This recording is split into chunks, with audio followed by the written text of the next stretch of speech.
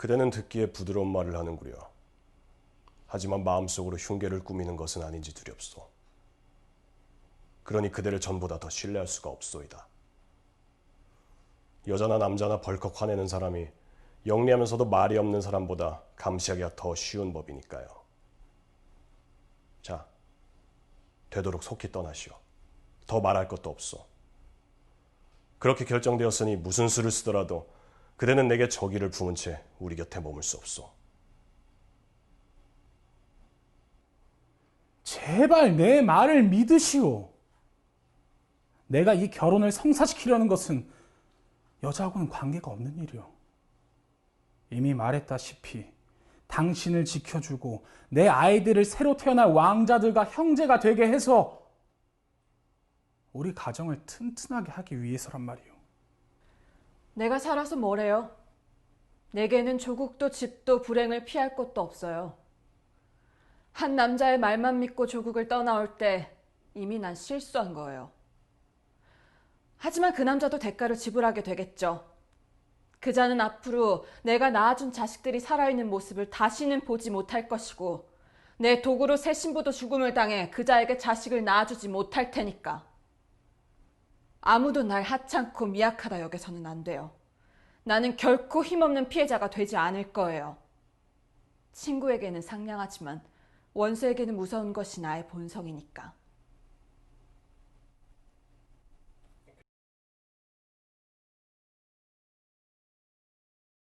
희곡에서 발견한 유쾌한 이야기를 충전해드립니다. 휘발유 들어갑니다!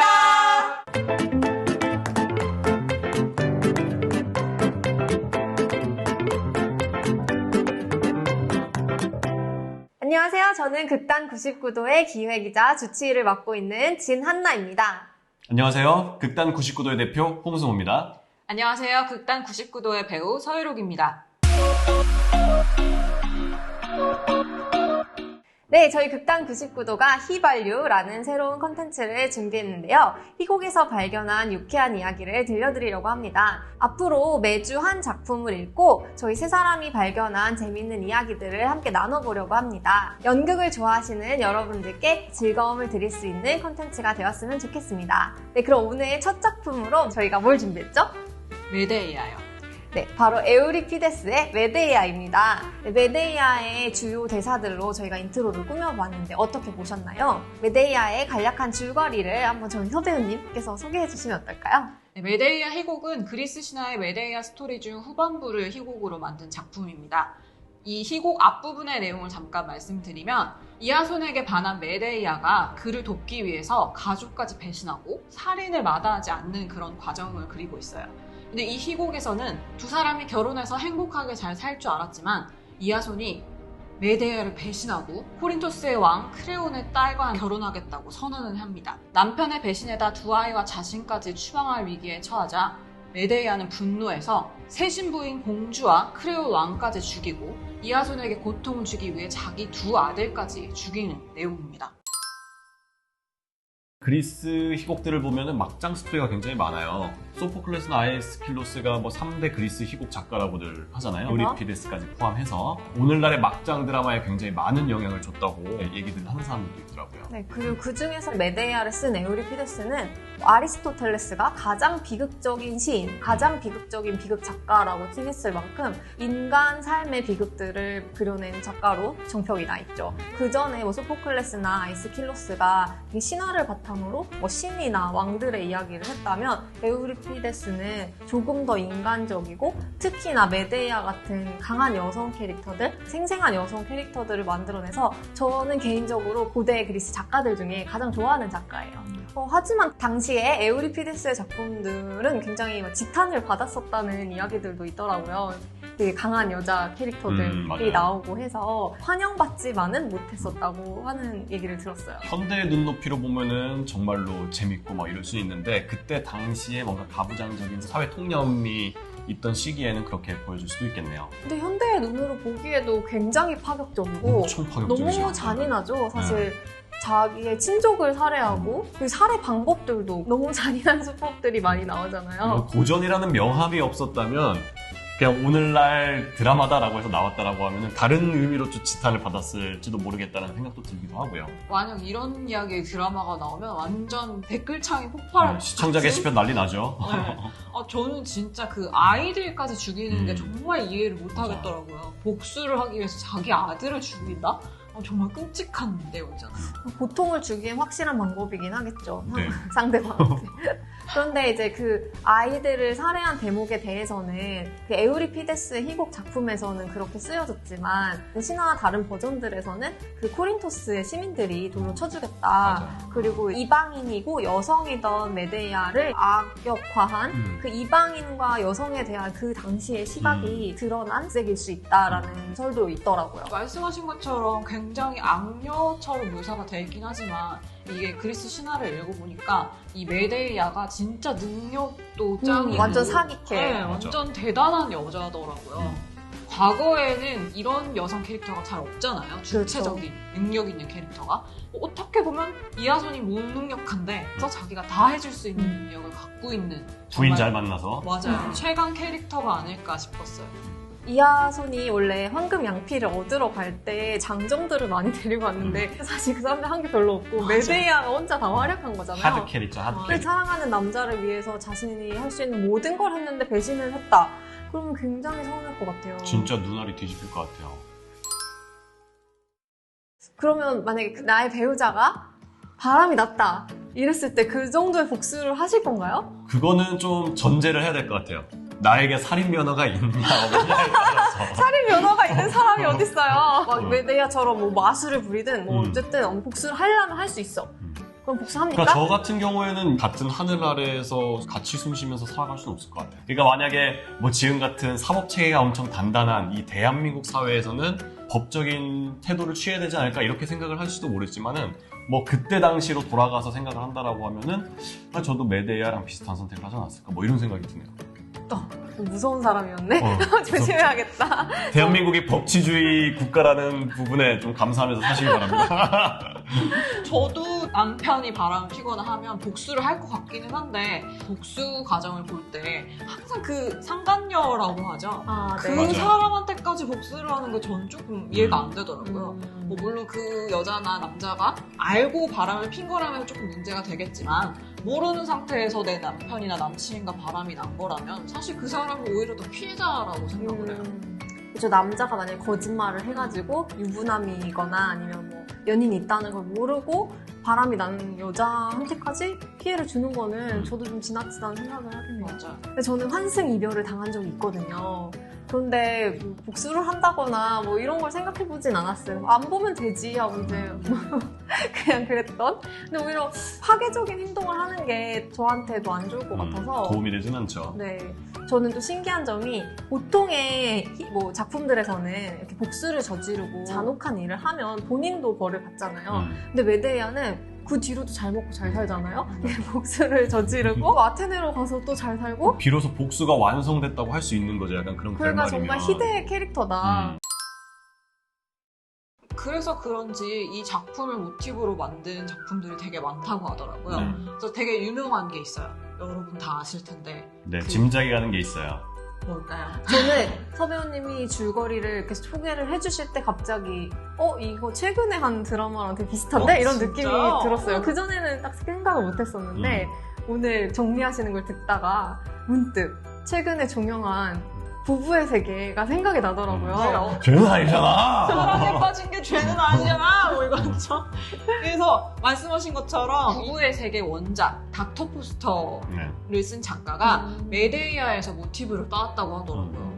그만큼 그리스 시대에 나온 고전들의 모든 이야기가 다 들어가 있는 것 같아요. 현대에도 그런 부분들을 많이 차용들을 하고 모티브를 많이 삼죠. 스토리텔링의 컨벤션이라고 해서 오이디푸스 컴플렉스라든지 이런 부분들이 많이 차용되잖아요. 대체로 다루고 있는 게 출생의 비밀, 가족 간에 숨겨진 비화 같은 그런 것들이 다 그리스 희곡에서 사용이 되는 거잖아요. 그런 것들을 봤을 때 정말 그렇게 풍성한 이야기가 어떻게 그 한 시대에 다 나왔나 싶을 정도로 신기한 면도 있긴 있는 것 같아요. 그러면 만약에 이 작품을 우리 극당 99도가 공연을 한다 하면 혹시 해보고 싶은 대역이 있으세요? 저 같은 경우에는 크레용 왕 해보면 어떨까 이런 생각을 해봤거든요. 왜요? 그걸 한번 이해해보고 싶었어요. 내 딸이 불구덩이에 들어가는데 그거를 허락을 해준 거잖아요. 내 딸이 유부남과 그렇죠. 사랑을 하는데 그걸 어떻게 허락해 줄 수 있을까? 사실은 그게 좀 결말이 어느 정도 보이는 상황이라고 저는 생각이 들거든요. 그랬을 때 내 딸의 결혼을 허락해주는 아버지의 입장, 약간 그거를 한번 좀 이해해보고 싶은 마음에서 한번 해보면은 그런 게 이해가 될까? 약간 그런 마음이 좀 드는 거죠. 어떻게 보면 그 부부의 세계의 이경영 네. 님 역할을 이해해보고 싶은 거네요. 사실 보면서도 이해가 안 됐거든요. 그러면은 더 좋은 본인- 사람 만날 수도 있고 그러는데 또 자기 주머니에서 남편 될 사람을 막 지원해주기도 해야 되고 그런 게 얼마나 꼴사납겠어요. 크레온 왕도 이하손이 능력이 있어서 그렇게 된 게 아니라 메데이아가 능력이 있었다는 걸 알고 두려워해서 쫓아내려고 하잖아요. 그 능력이 원래는 없는 남자의 능력 있는 전부인을 몰아내고 내 딸과 결혼시킨다. 그래서 되게 고민 많이 될 것 같아요. 여전히 이해가 안 돼요. 왜 그랬을까? 그럼 본인의 실제 딸이 만약에 그런다. 그러면 뭐 그냥 저는 바로 절대 안 등짝 하죠. 스매싱. 등짝 스매싱. 뭐 머리만 해외로 유학을 밀어버리고. 보내든가 또 하나의 막장 스토리. 아 절대로 안 이어지게 반대할 거예요. 네, 그렇게 할 것 같아요. 저 같은 경우에는 물론 여자 배역이 이제 메데이아가 위주지만 메데이아를 좀 제외하고 생각을 좀 해봤는데 코러스가 눈에 좀 들어오더라고요. 전체를 관망하고 또 그거 하지마 죽이면 안 돼 막 하기도 하고 그런 제3자의 입장에서 이 이야기를 한번 표현해보고 싶었어요. 맞아요. 고대 그리스 작품들에서는 코러스가 되게 중요한 역할을 하고 있잖아요. 나레이터의 역할을 하기도 네. 하고요. 그리고 또 관객이 사실 가장 이입해서 볼 수 있는 그런 게 오히려 등장인물들이 아니라 코러스가 아닐까라는 생각이 들어요. 메데이아에서도 보면은 메데이아가 하는 결정에 대해서 게 안타까움이라든지 그런 감정들을 되게 많이 맞아요. 표현을 해주잖아요. 초반부엔 되게 동정적이다가 뒤쪽에는 또 막 비난하는 방식으로 바뀌기도 하고. 그런 부분들이 일종의 관객들의 마음을 대변해주는 게 아닌가? 그리고 뭐 그리스에서는 코러스들이 뭐 노래와 춤들을 또 선보이면서 볼거리를 제공하는 역할을 하기도 했고요. 그게 조금 걸리네요. 노래랑 춤을 춰야 아, 왜? 된다는 게. 춤 잘 추시잖아요. 스윙댄스 하시잖아요. 8년 넘게 스윙댄스 하신 분이? 유튜버리 찾아보면은 보실 수 있을 겁니다. 검색하지 마세요. 도입부에서도 계속 저희가 언급을 했잖아요. 메데이아가 정말로 주체적인 여성이고 강인한 여성이고 리드하는 여성이었다. 그런 것들을 따지고 보면은 사실 이 대본에서도 나오는데 크레온 왕이라든지 이하손이 뭐 여자라면 이렇게 해야 돼. 여자는 순종적으로 따르고 남자가 잘 되는 길을 뒷바라지를 해줘야 되고 그런 내용들이 많잖아요. 그러니까 그런 것들을 따져봤을 때 메데이아가 되게 주체적이고 이 가부장적인 사회를 잔재하는 것 이런 식으로 또 해석을 할 수가 있잖아요. 맞아요. 네. 전쟁에 3번이라도 나갈 거다 막 이런 네. 말도 하고. 그래서 꼭 남자들이 해야 되는 일을 여자가 못할 건 없다라고 또 얘기를 하는 것 같기도 하고 어쨌든 이런 비극이 남자들로부터 초래가 된 거잖아요. 그런 부분에 있어서 가부장적인 사회를 이제 주체적인 여성들의 힘으로 심판을 한다 내지는 해결을 한다라는 지점들을 봤을 때는 이 작품이 시원적 페미니즘 작품이다라고 해석하는 평론가들이 굉장히 많더라고요. 맞아요. 저도 아까 앞서 말씀드린 대로 메데이아가 굉장히 희대의 악녀, 마녀로 표현되지만 그 능력 있는 여성상에 대한 공포가 메데이아를 그런 캐릭터로 만들었던 게 아닌가라는 생각도 많이 했어요. 네, 오늘 저희가 에우리피데스의 메데이아를 가지고 이야기를 나눠봤는데요. 어떠셨나요? 저는 이번에 메데이아를 좀 자세히 더 파고 들어봤는데요. 여러분들이 좀 더 많이 알고 재밌게 읽으셨으면 하는 생각이 들었어요. 처음이라서 좀 말을 재밌게 잘하진 못했지만 앞으로는 더 발전하는 모습을 보여줄 수 있을 것 같아요. 대표님은 어떠셨어요? 저 오늘 너무 재밌었고요. 각자 얘기를 준비하면서도 재밌었잖아요. 오늘 내가 한 가지를 꼭 얘기해야겠다라는 것들을 가져왔듯이 이걸 보시는 여러분들도 작품을 보면서 어떤 생각이 들었어? 라는 거 한 가지 정도라도 주관적인 시선으로 바라보신다라고 하면은 작품을 더욱 풍성하고 재밌게 읽으실 수 있는 길이 되지 않을까 저는 그렇게 생각하고 있습니다. 고전이라고 하면 사실 어렵게 생각할 수 있는데 희곡 작품은 사실 읽는데도 시간이 그렇게 많이 걸리지 않고 또 고전은 아까 소개해주신 그런 코러스 역할이 많아서 코러스 대사들은 되게 노랫말처럼 써있기 때문에 더 쉽게 읽으실 수 있을 것 같아요. 생각보다 딱딱하지 않고 고루하지 않고 현대의 사람들이 읽기에도 굉장히 파격적인 내용들이 많으니까 이번 기회에 고대 그리스 작품 한번 읽어보시면 어떨까요? 메데이아를 읽고 재밌었던 지점이나 또 이런 이야기 나누고 싶다 생각하셨던 부분들 있으시면 댓글 남겨주셔서 저희한테도 알려주세요. 그리고 또 앞으로 저희가 리뷰했으면 좋겠다 하는 희곡 작품 있으시면 또 소개해 주시고요. 저희 휘발유 영상이 마음에 드셨다면 구독과 좋아요 알림 설정까지 부탁드려요.